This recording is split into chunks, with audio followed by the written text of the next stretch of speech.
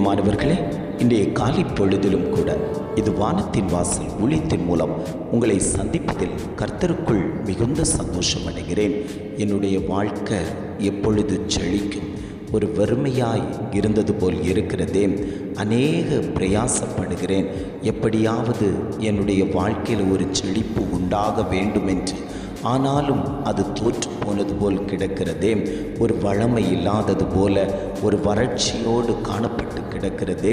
நான் என்ன செய்வேன் என்று தேவ சமூகத்தை நோக்கி பார்த்து கொண்டிருக்கக்கூடிய ஒவ்வொரு ஜனங்களையும் பார்த்து ஆண்டவர் சொல்லுகிறார், என்னை நீ நம்புவாயேயானால் உன்னுடைய வாழ்க்கை செழிப்பாய் மாற்றப்படும் என்று இன்றைய காலை பொழுதில் ஒவ்வொரு குடும்பங்களையும் பார்த்து ஆண்டவர் வாக்கு கொடுத்து கொண்டிருக்கிறார். இன்றைய காலை பொழுதிலும் கூட ஆண்டவர் நமக்கு தரக்கூடிய நல்ல வார்த்தை என்னவென்றால், நீதிமொழிகள் 28ஆம் அதிகாரம் 25ஆம் வசனம் இவ்வாறாக சொல்லுகிறது, கர்த்தரை நம்புகிறவனோ செழிப்பான். வசனம் இவ்வாறாக சொல்லுகிறது, கர்த்தரை நம்புகிறவனோ செழிப்பான். இன்றைக்கு ஆண்டவரை எத்தனை பேர் நம்பிக்கொண்டிருக்கிறீர்கள்? ஆண்டவர் மேல் எத்தனை பேர் விசுவாசம் வைத்து ஓடுகிறீர்கள்? அநேகரை பார்க்கும்போது உலகத்தை நோக்கி ஓடிக்கொண்டிருக்கிறார்களே தவிர ஆண்டவரை நோக்கி ஓடுவது குறைவாய் காணப்பட்டு கிடக்கிறது. ஒரு ஞாயிற்றுக்கிழமை வந்தால் அந்த ஞாயிற்றுக்கிழமை மட்டும் கர்த்தரை தேடி வருகிற அநேக ஜனங்கள் இருக்கிறார்கள். ஆண்டவர் 7 நாட்களையும் நமக்காக சிருஷ்டித்து 7 நாட்களையும் கர்த்தரை தேடுவதற்கென்று நேரத்தையும் காலத்தையும் வேறு விரித்து நமக்கு முன்பாக வைக்கப்பட்டிருந்த போதிலும் கூட நாம் ஒரே ஒரு நாள் தேடுகிறவர்களாய் இருந்து விடாதபடிக்கு எல்லா நாட்களும் கர்த்தரை நான் எனக்கு முன்பாக வைத்து அவர் நாமத்தை நான் துதிப்பேன் என்று பக்தன் சொன்னது போல நாம் கர்த்தரை துதிக்க ஆரம்பிக்கும் போது நம்முடைய வாழ்க்கையில் பெரிய மாற்றங்கள் சம்பவிக்கும். சத்ருவானவன் நம்முடைய வாழ்க்கையில் குறுக்கிட மாட்டான்.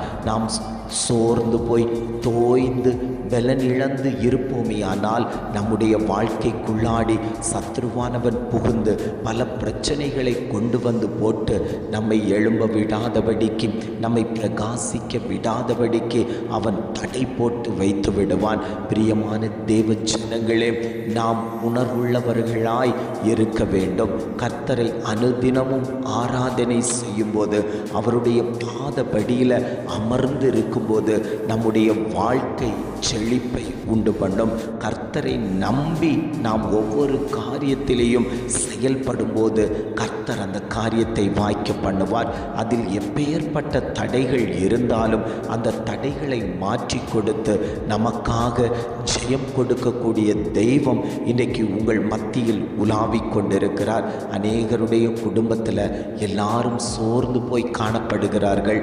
ஆண்டவரே இல்லை, என்னுடைய வாழ்க்கையில் நான் எது கேட்டாலும் அது நிறைவேற்றப்படாமல் தோற்று போனது போல இருக்கிறது. நான் ஆண்டவருடைய சமூகத்தில் தான் போயிருக்கிறேன், ஆனாலும் என்னுடைய வாழ்க்கையில் ஒரு ஜெயத்தை காணலையே. என் பிள்ளையினுடைய வாழ்க்கை இப்படியா இருக்கிறதே, நான் செய்கிற தொழில் இப்படியா இருக்கிறதே, எப்பொழுது எனக்கு ஒரு மேன்மை கிடைக்கும்னு சொல்லி அநேகர்கள் முறுமுறுத்து கொண்டிருக்கிறார்கள். கர்த்தரை தேடுவதில் குறைபட்டு கொண்டிருக்கிறார்கள்.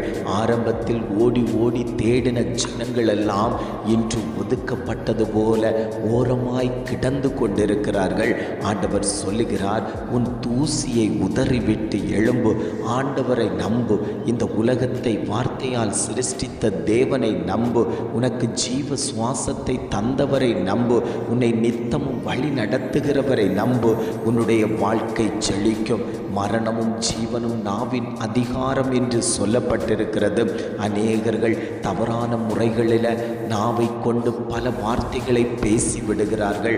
நாம் அப்படி விசுவாசம் இல்லாத வார்த்தைகளை பேசாதபடிக்கு விசுவாசத்தோடு கர்த்தர் என் காரியத்தை பார்த்து கொள்வார், கர்த்தர் என் குடும்பத்தில் ஒரு மேன்மையை தருவார், ஆண்டவர் என்னுடைய வாழ்க்கையை மாற்றி அமைப்பார், என்னை உயர்த்துவார், என்னை தாங்குவார், என்னை தப்புவிப்பார் என்று விசுவாசத்தோடு நாம் பேசி பழகுவோமே, ஆனால் கர்த்தர் நம்முடைய விசுவாசத்தை வர்த்திக்க பண்ணும்போது நாம் செழிப்பாய் மாற்றப்படுவோம். நாம் உயர்ந்த அடைக்கலத்தில் வைக்கப்படுவோம். இன்றைக்கி நம்முடைய வாழ்க்கையில் எல்லாமே குறைவுபட்டது போல் காணப்பட்டு கிடக்க காரணம் என்ன? நம்முடைய வாழ்க்கை ஒரு நம்பிக்கையற்ற வாழ்க்கையாய் மாறிக்கொண்டிருக்கிறது. ஏதோ உலகத்தில் பிறந்தோம், ஏதோ உலகத்தில் வாழ்கிறோம், இருக்கிற நாள் வரைக்கும் அப்படியே நாம் போய்கொண்டு விடலாம் என்று அநேகர்கள் இந்த வார்த்தையைத்தான் சொல்லிக்கொண்டு வாழ்ந்து கொண்டு இருக்கிறார்கள். இருக்கிறது வரைக்கும் நாம் அப்படியே இருந்துடலாம். என்னத்தை நம்மளை கொண்டு ஆண்டவர் செய்ய போகிறார்? ஏன் நான் உயர்த்தப்பட போகிறேன்? இப்படியே இருந்துடலாமே அப்படின்னு சொல்லி அநேகர்கள் முட்டுக்கட்டை வைத்து கொண்டிருக்கிறார்கள். ஆண்டவர் சொல்லுகிறார், அவைகளை நான் உடைத்தறிய போகிறேன். உன் வாழ்க்கையில் ஒரு பெரிய மாற்றத்தை கொடுக்க விரும்புகிறேன். நீ என்னை நம்பு. உன் வாழ்க்கை செழிப்பாய் மாற்றப்படும். உன் வாழ்க்கையில் வறட்சி வருவதில்லை. உன் வாழ்க்கையில் வறுமை வருவதில்லை. பஞ்சங்கள் வருவதில்லை. அன்றைக்கு ஈசாக்கு பஞ்ச காலத்திலேயும் விதைத்த போது அவனை 100 மடங்கு பலனை கொடுக்கத்தக்க விதத்தில் கர்த்தர் அவனை செழிப்புள்ளவனாய் மாற்ற காரணம் என்ன தெரியுமா? அவன் தேவனால் பெற்றெடுத்த மகன், அவன் தேவனை ஆராதிக்கக்கூடிய மகன், அவன் தேவனோடு உறவாடக்கூடிய மகன்.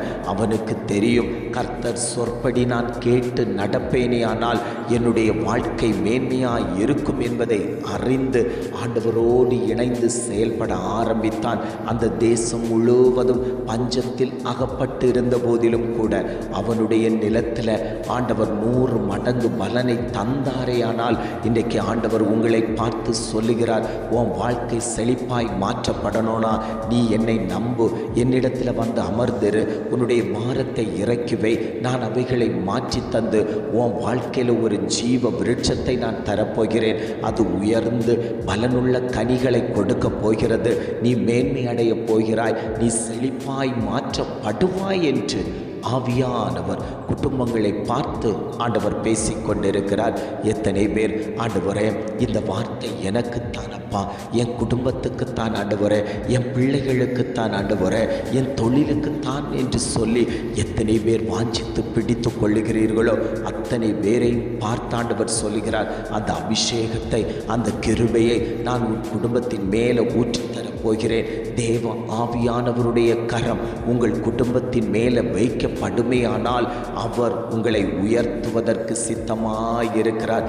தேவ பிரசனம் வெளிப்படும் போதே ஆண்டவருடைய கரம் உங்கள் மேலே வைக்கப்படுகிறது. எத்தனை பேர் வாஞ்சித்து கேட்கிறீர்களோ அத்தனை பேரையும் கர்த்தர் உயர்த்துவேன் என்று ஆவியானவர் திட்டமாய் குடும்பங்களை பார்த்தாண்டவர் பேசிக்கொண்டிருக்கிறார். ஜெபிக்கலாமா? அன்பின் பரலோக பிதாவே, இந்த காலை பொழுதுக்காக நாங்கள் உம்மை துதிக்கிறோம், ஸ்தோத்தரிக்கிறோம் ஆண்டவரே. இந்த காலை பொழுதிலும் கூட ஆண்டவர் எங்களுக்கு தந்த நல்ல வார்த்தைகளுக்காக நாங்கள் உமக்கு நன்றி செலுத்துகிறோம் ஆண்டவரே. கர்த்தரை நம்புகிறவனோ செழிப்பான் என்று எழுதப்பட்ட வார்த்தையின்படி ஆண்டவரே உம்மை நம்பி நாங்கள் துதிக்கிறோம். உம்மை நம்பியே நாங்கள் இருக்கிறோம். எங்களை நீர் செழிப்புள்ளவர்களாய் மாற்றும்படியாய் நாங்கள் ஜெபிக்கிறோம் ஆண்டவரே. எங்கள் வாழ்க்கையில் ஒரு செழிப்பு உண்டாகட்டும். எங்கள் பிள்ளைகளுடைய வாழ்க்கையில் ஒரு செழிப்பை கர்த்தர் தரும்படியாய் நாங்கள் ஜெபிக்கிறோம் ஆண்டவரே. இம்மட்டுமாய் வழிநடத்தின தகப்பன், இனியும் நீர் எங்களை வழிநடத்தும்படியாய் நாங்கள் ஜெபிக்கிறோம். இதை கேட்டுக்கொண்டிருக்கக்கூடிய ஒவ்வொரு குடும்பத்தையும் கர்த்தர் செழிப்புள்ள குடும்பமாய் மாற்றும்படியாய் நாங்கள் ஜெபிக்கிறோம் ஆண்டவரே. உம்மை தேடி ஓடக்கூடிய குடும்பமாய் மாறட்டும் ஆண்டவரே. உம்மையே நம்பி இருக்கக்கூடிய குடும்பமாய் கர்த்தர் மாற்றும்படியாய் நாங்கள் ஜெபிக்கிறோம். நீரே பொறுப்பெடுத்துக் கொள்வீராக. ஜெயம் கொடுக்கக்கூடிய தகப்பன் அந்த குடும்பங்களை ஆளுகை செய்யும்படியாய் நாங்கள் ஜெபிக்கிறோம் ஆண்டவரே. இம்மட்டுமாய் நடத்தினவர் இனியும் நீர் அவர்களை வழி நடத்தும்படியாய் நாங்கள் ஜெபிக்கிறோம். எங்களை தாழ்த்தி தருகிறோம். துதிகன மகிமை எல்லாம் உமக்கே செலுத்துகிறோம். மீட்பர் இயேசுவின் மூலம் ஜெபம் கேளும் நல்ல பிதாவே. ஆமென். ஆமென்.